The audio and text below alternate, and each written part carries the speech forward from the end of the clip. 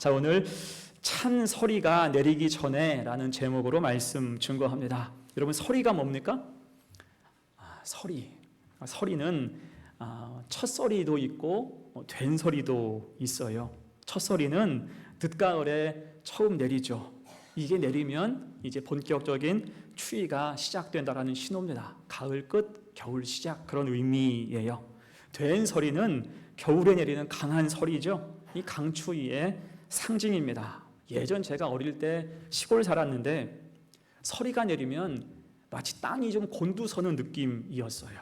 다 얼어서 그걸 밟으면 바삭바삭했던 그런 기억이 있습니다. 자, 그래서 서리가 내리기 전에 할 일들이 있잖아요. 추수해야 되고 열매를 따야 되고 월동 준비를 해야 됩니다. 때를 놓치면 안 되겠지요. 자, 그런 의미에서 오늘 본문은 흔히 말하는 엘리야의 슬럼프로 묘사가 되는 말씀이에요. 대신 오늘은 조금 달리 보려고 합니다. 정확히 말하면 엘리야 인생에 갑자기 찬 서리가 내리는데 그 직전에 하나님께 피하는 그러한 장면입니다. 우리 인생에도 이렇게 찬 서리가 내릴 때가 있잖아요. 갑자기 찾아오는 삶의 위기, 예상치 못한 시련, 감당하기 어려운 고난이 그것입니다. 그게 우리 영혼과 믿음의 열매를 다 망치기 전에 우리도 하나님께 피해야 할 것입니다. 오늘 엘리야가 그 모습을 잘 보여주고 있어요. 이를 통해서 우리가 얻어야 되는 교훈이 무엇일까? 두 가지로 생각해 봐요. 첫 번째, 누구에게나 찬 서리가 내릴 수 있다라는 것입니다. 미국 문화 중에서 이해할 수 없는 것 중에 한 가지가 비 오는 날 우산을 쓰지 않는 거예요. 이 참 희한한 사람들이에요. 비가 오는데 그냥 비를 맞고 다녀요. 또 그들은 예전 코로나가 창궐한 가운데에서도 마스크를 잘 쓰지 않았습니다. 이렇게 하는 이유 중에 하나가 미국 특유의 마초 문화 때문이라고 하죠. 남성성을 지나치게 강조하고 과시하는 것입니다. 미국 남자들이 좋아하는 차 중에 하나가 픽업 트럭이에요. 픽업 트럭. 초대형 SUV, 큰 차 뒤에 적재함이 붙은 그러한 차죠. 그만큼 차가 굉장히 크고요. 엔진도 6기통이에요. 힘이 강력합니다. 특히 미국 백인 중에는 남자라면 이런 차를 타야 된다라고 생각하는 사람이 많습니다. 이것을 머슬카라고도 하잖아요. 근육차. 이런 사람들한테 우산 쓰고 마스크 쓰라라고 하니까 안 쓰는 거예요. 속된 말로 가오가 안 선다. 그래서 이 사람들은 하지 않습니다. 남성성을 지나치게 강조하는 경향이 있죠. 자, 어떻게 보면 오늘 본문의 엘리야도 그렇습니다. 지금껏 엘리야는 믿음의 강골로 살아왔어요. 딱 봐도 믿음의 용장, 믿음의 강골처럼 보입니다. 특히 열왕기상 17장부터 18장까지를 쭉 읽어보면 엘리야는 두려움이 없는 사람인 것처럼 느껴져요. 두려움을 까먹었나? 라고 싶을 만큼 굉장히 담대합니다. 가뭄 속 까마귀가 공궤하는데 광야에서 그 가뭄을 다 버텨내는 거예요. 아합 왕을 만나도 당당하고요. 또 갈멜산에서는 바알 선지자 450명 만나도 두려워하지 않았습니다. 거침이 없죠. 상남자예요. 그런데 오늘 본문 19장에 와서 그런 모습이 한순간에 와르르 무너져요. 이세벨, 아합의 부인이죠. 이세벨이 악에 받쳐서 막 협박하고 있어요. 1절과 2절 보세요. 아합이 엘리야가 행한 모든 일과 그가 어떻게 모든 선지자를 칼로 죽였는지를 이세벨에게 말하니 이세벨이 사신을 엘리야에게 보내어 이르되 내가 내일 이맘때에는 반드시 내 생명을 저 사람들 중 한 사람의 생명과 같게 하리라. 그렇게 하지 아니하면 신들이 내게 벌 위에 벌을 내림이 마땅하니라 한지라. 이 말씀은 지금 이세벨이 이를 바득바득 갈면서 엘리야를 협박하고 저주하는 장면입니다. 그도 그럴 것이 이세벨은 자기 고향 시돈 땅이에요. 자기 고향에서 배워온 우상 정치를 지금까지 북이스라엘에 잘 이식해 왔어요. 이식해서 이제 이 땅의 주인은 바알이다. 거의 완벽하게 구축해 놨습니다. 근데 그것이 모두 한 방에 무너졌어요. 이들은 이세벨 권력의 기반이었고요. 친위대에 해당했습니다. 곧 엘리야에게 진 것은 단순한 종교적인 패배가 아니라 정치적인 권력 기반의 한 축이 무너진 것과 같았습니다. 엘리야 한 명에게 유린당한 거예요. 그러니까 짜증이 나고 화가 나서 저주하고 욕을 막 퍼부은 것입니다. 그럼 엘리야는 그러거나 말거나 이런 말쯤은 한 귀로 듣고 흘릴 만도 하죠. 우리가 알던 엘리야라면 그렇게 하는 것이 당연해 보입니다. 근데 이번에는 희한하게 엘리야가 이 말에 과민해서 반응하고 있는 거예요. 곧 이것은 현재 엘리야의 상태가 뭔가 문제가 있다 싶은 거죠. 그가 지친 겁니다. 매우 예민해져 있어요. 우리 중에도 배가 고프면 예민해지는 사람들이 있잖아요. 당이 떨어지면 예민해지는 사람이 있어요. 혹은 잠이 부족하면 날카로워지는 사람도 있습니다. 사실 엘리야가 치른 그간의 싸움이 얼마나 긴 싸움이었습니까? 3년 6개월을 광야에서 버텼고요. 곧장 갈멜산으로 가서는 450명 바알 선지자와 싸웠습니다. 곧 체력도 정신력도 기진맥진한 상황이었다고요. 그때 이세벨은 쌩쌩하게 미쳐서 날뛰니까 그를 바라보면서 힘이 쭉 빠져버린 것입니다. 더 이상 내가 싸울 힘이 없구나 싶은 거예요. 여러분, 슬럼프가 이런 겁니다. 내가 설정한 한계가 분명히 있는데 그것을 넘어서는 부담이 내게 올 때 사람은 심하게 위축돼요. 싸워보기도 전에 꼬리를 먼저 말 수밖에 없습니다. 또한 걱정과 근심이 소망을 잠식할 때 점점 그 내면을 갉아먹히게 된다는 거예요. 오늘 엘리야도 그렇게 늪에 빠진 것처럼 급속하게 침체되어 갔습니다. 그래서 급기야는 도망을 치죠. 3절 처음 그가 이 형편을 보고 일어나 자기의 생명을 위해 도망쳐요. 본능적인 모습입니다. 두려움에 질려서 뒤도 돌아보지 않고 바로 도망치는 것입니다. 여러분, 엘리야가 이럴 줄 누가 알았을까요? 우리가 알던 그 사람이 맞나? 믿음의 용장 엘리야가 이럴 줄 누가 알았을까요? 여러분, 우리는 사람에 대해 기대하는 기대치가 있어요. 다들 보면 기대치가 있어요. 지위와 나이와 재능과 성품에 대해서 다들 어느 정도의 기대치가 있죠. 그런데 그 기대치가 여지없이 깨지고 실망스러울 때가 있잖아요. 베드로가 그랬습니다. 그는 예수님의 제자로서 주님 베푸신 기적의 순간마다 항상 함께 했고요. 변화산에서는 변형되신 주님을 직접 목격한 사람이었습니다. 그는 주님을 향해서 주는 그리스도시요 살아계신 하나님의 아들이시니이다 고백했고요. 마지막 만찬에서는 모두가 주를 버릴지라도 나는 결코 버리지 않겠나이다 굳게 다짐했습니다. 이런 모습을 바라볼 때 얼마나 이 사람이 듬직합니까? 기대할 만하고 신뢰가 가죠. 하지만 그랬던 그가 주님이 잡혀가시자 멀찍이 서서 따라가며 경과를 지켜보다가 자기가 추궁당하니까 어떻게 했어요?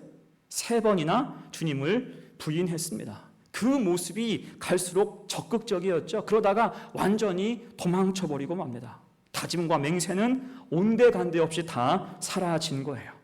여러분, 안타깝지만 이것이 사람의 연약함이에요. 기대치가 있으나 그 기대치에 못 미치는 것이 우리의 인생이라는 것입니다. 아무리 큰 소리 뻥뻥 치고 능력이 출중해도 사람은 악한 세력의 위세와 권세 앞에서 두려움으로 위축될 수밖에 없는 존재라는 것입니다. 그 앞에서 우리의 진짜 실력이 다 드러나요. 한마디로 우린 그리 강하지 않다는 거예요. 우리는 내가 생각하는 것처럼 그리 강한 존재가 아니라는 것입니다. 우리로는 찬소리를 피할 방법이 없다는 거예요. 자, 그러니 우리가 잊지 말아야 되는 이름, 붙잡을 이름, 의지할 이름이 무엇입니까? 오직 하나님인 거예요. 하나님밖에 없음을 믿습니다. 여러분, 놀랍게도 성경을 보면 하나님이 사람, 그 백성에게 가장 많이 하신 말씀과 권고가 무엇일까요? 그것은 두려워하지 말라라는 말이에요. 두려워하지 말라.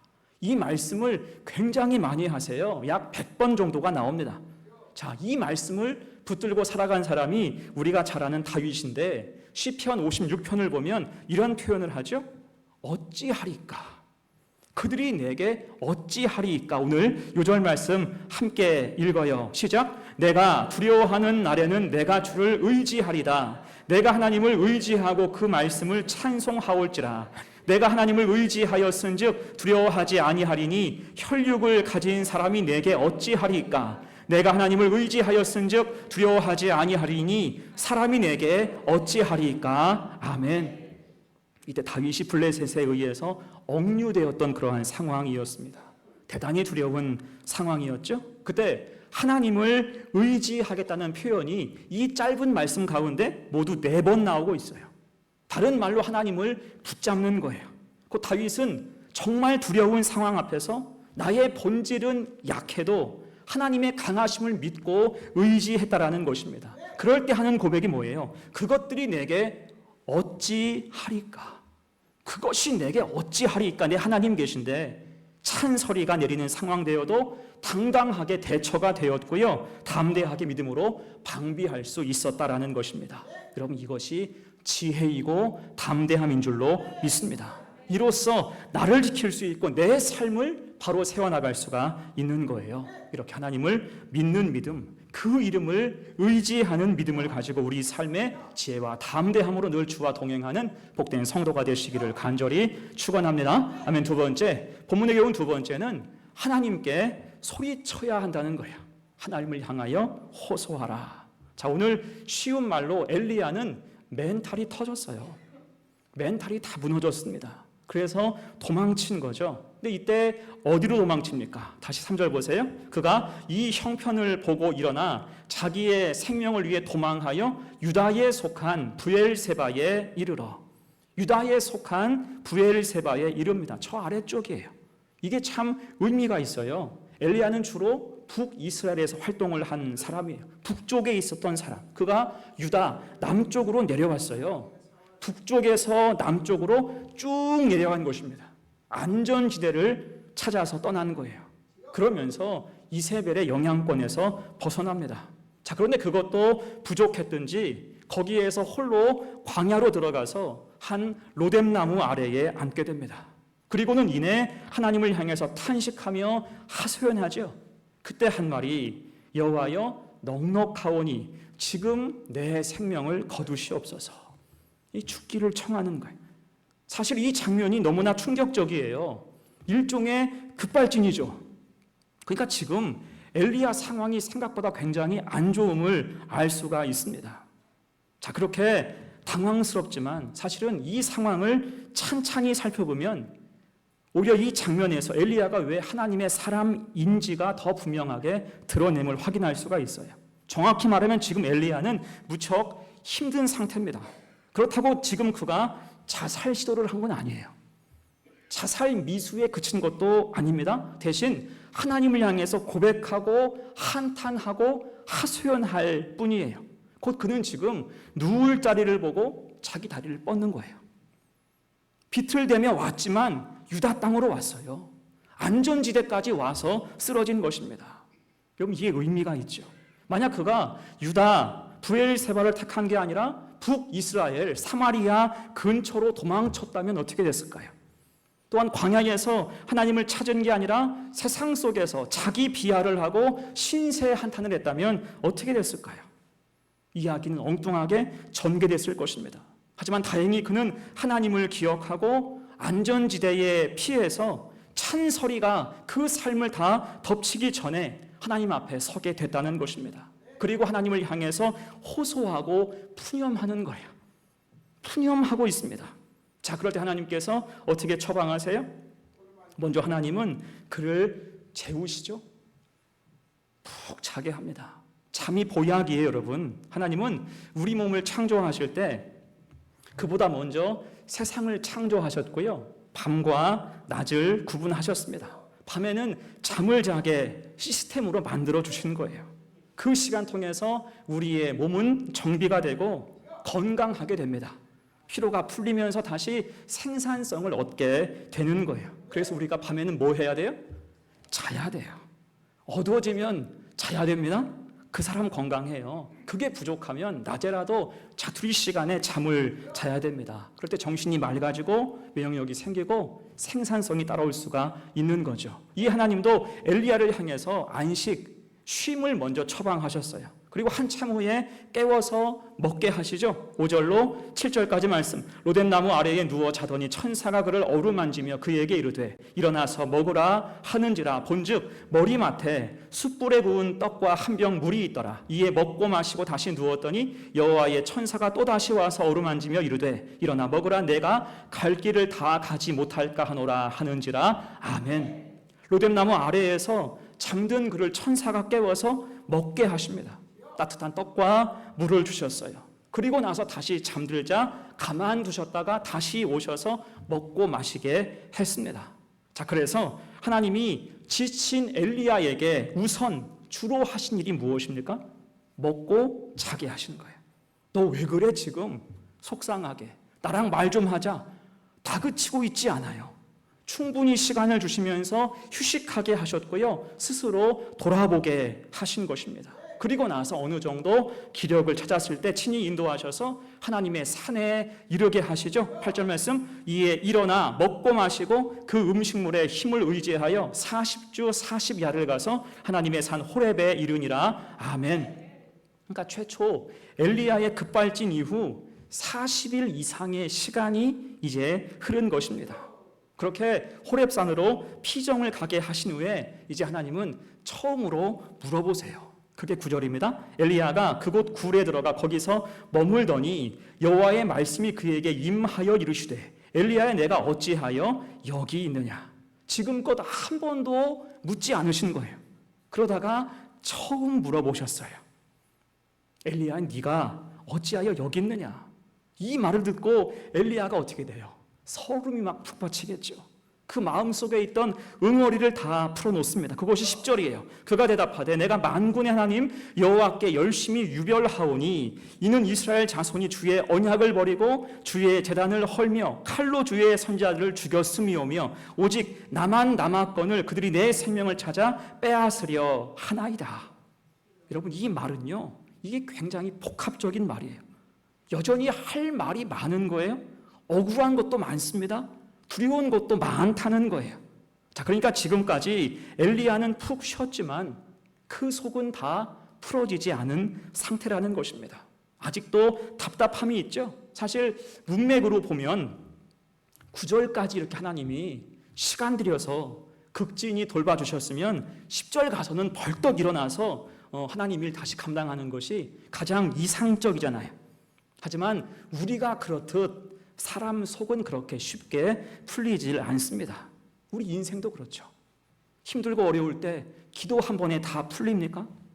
예배 한 번에 다 풀리면 얼마나 좋을까요? 여러분, 사람들이 점집을 가고 부적을 쓰고 무당을 불러놓고 구슬하는 이유가 무엇입니까? 그 한 번으로 애군이 날아가기를 원하는 거예요. 인생이 다 풀리기를 원하는 것입니다. 하지만 여러분, 믿음의 길은 결코 그렇지 않습니다. 시간이 필요하고 깨어짐과 돌이킴과 받아들임이 필요하고요. 또한 감당할 믿음과 위로하시는 은혜가 필요합니다. 중요한 건 아무리 시간이 많이 필요하다 할지라도 그 시간은 누구와 함께? 하나님이 친히 함께 하신다라는 거예요. 자, 그렇게 여전히 연약한 엘리야를 보시면서 하나님은 오늘 본문 11절 이후로 이제 엘리야를 감동 감화시키시죠. 일종의 호렙산 관광을 시켜주세요. 산 앞에 서게 하시고 산이 진동하는 광경을 보게 하십니다. 또 지진이 있고 지진 가운데 터져 나오는 불도 보게 하세요. 거기 관광의 테마가 뭐예요? 주제가 뭐예요? 한 가지죠. 하나님의 임재입니다. 하나님의 임재 대신 숨바꼭질이 있어요. 이 말씀에서 핵심은 여호와께서 계시지 아니하며라는 말이에요. 여호와께서 계시지 아니하며 산이 진동할 때 지진 후에 불 가운데 하나님이 계신 것 같았는데 막상 찾아보면 계시지 않는다는 것입니다. 곧 이 장면의 핵심은 하나님을 내 생각대로 함부로 규정하지 말라는 거예요.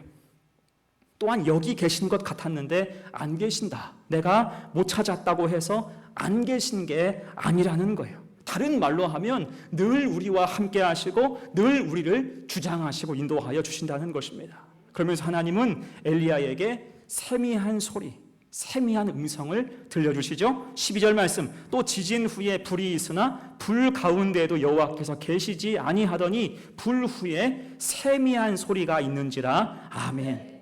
중요한 것은 이 세미한 소리를 이제 엘리야가 들을 수 있게 됐다는 거예요.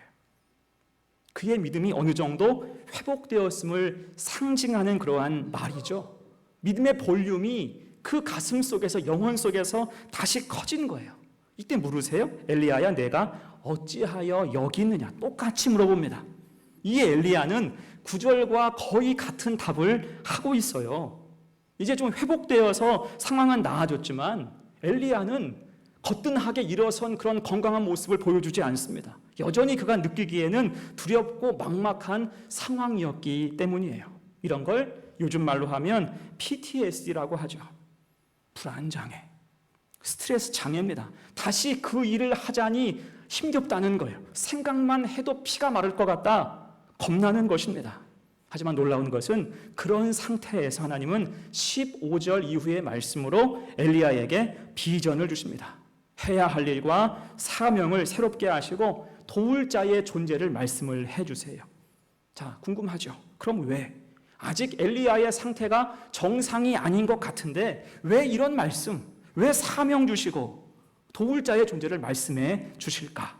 여기서 우리가 정말 중요한 것 한 가지를 기억할 필요가 있습니다. 여러분 생각해 보십시오.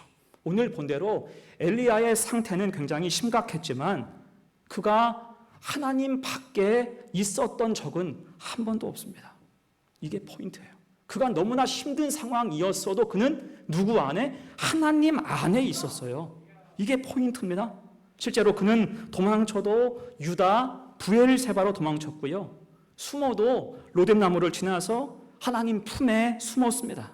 서름과 아쉬움이 그 가슴을 가득 채웠지만 그는 토로를 해도 누구에게? 하나님을 향해서 호소하고 토로했습니다. 적어도 하나님과 분리된 적은 단 한 번도 없었어요. 여전히 하나님 안에 있었습니다. 그 지금까지 모든 과정이 힘들고 어려운 순간이었지만 하나님 안에 있을 때 내가 모르는 사이에 하나님은 모든 찬소리를 다 막아주신 줄로 믿습니다. 찬소리의 순간이 그렇게 지나가는 거예요. 이 하나님은 아직 움츠린 그를 향해서 새로운 비전을 주신 것입니다.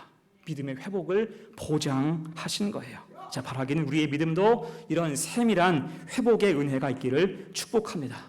그를 위해서 중요한 게 뭐예요? 늘 우리는 하나님 안에 있어야 한다는 거예요.